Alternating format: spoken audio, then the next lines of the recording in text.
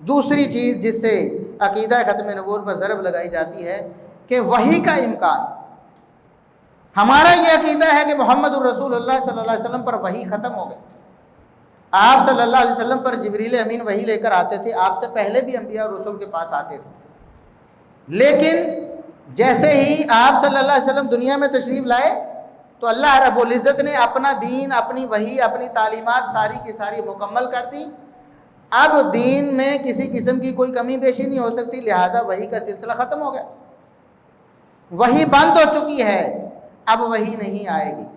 اور اس بات کا اعلان محمد الرسول اللہ صلی اللہ علیہ وسلم نے کیا. آپ کے صحابہ اس بات سے بخوبی آگاہ تھے. چنانچہ صحیح البخاری میں سیدنا عمر بن خطاب رضی اللہ عنہ فرماتے، عمر بن خطاب وہ شخص ہیں کہ محمد الرسول اللہ صلی اللہ علیہ وسلم فرماتے ہیں پہلی امتوں میں محدث ہوا کرتے تھے. اللہ رب العزت جن کے دل میں کوئی الہام کرتا، کوئی بات ڈال دیتا، یعنی انبیاء اور رسول کے علاوہ ایسے لوگ جن کے دل میں اللہ رب العزت کو اچھی بات ڈال دیتا تھا. میری امت میں اگر کوئی ہے تو عمر بن خطاب کو دیکھو. عمر بن خطاب یعنی اللہ رب العزت جن کے دل میں بات ڈالتا اور وہ اپنی خواہش کا اظہار کرتے اور اللہ رب العزت بعد میں وحی بنا کر اس کو نازل کر دیتا.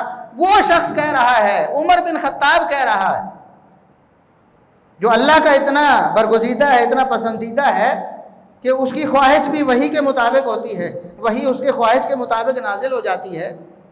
وہ شخص کہتا ہے کہ دو لوگوں، محمد الرسول اللہ صلی اللہ علیہ وسلم کا جب عہد مبارک تھا لوگ پکڑے جاتے تھے اللہ کی وحی کے ذریعے. نفاق اللہ رب العزت وحی کر کے بتا دیتا تھا، میرے نبی یہ منافق ہے، یا فلاں فلاں جو خصلتیں رکھنے والے ہیں وہ منافق ہیں.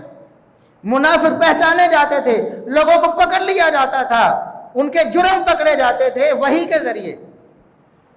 تو عمر بن خطاب فرماتے ہیں اب محمد الرسول اللہ صلی اللہ علیہ وسلم دنیا سے چلے گئے، وَإِنَّ الْوَحْيَ قَدْ انْقَطَعَ، وحی ختم ہو چکی ہے، اب وحی نہیں آئے گی. اب اللہ رب العزت کی طرف سے کوئی اطلاع نہیں آئے گی جس کو حتمی اور یقینی تصور کیا جائے، جس کے مطابق اپنا عقیدہ اور ایمان بنایا جائے، جس پہ غیر متزلزل ایمان رکھا جائے. ایسی کوئی اطلاع اللہ رب العزت کی طرف سے اب نہیں آنی، وحی ختم ہو چکی. عمر ابن خطاب کہتے ہیں کہ وحی ختم ہو چکی.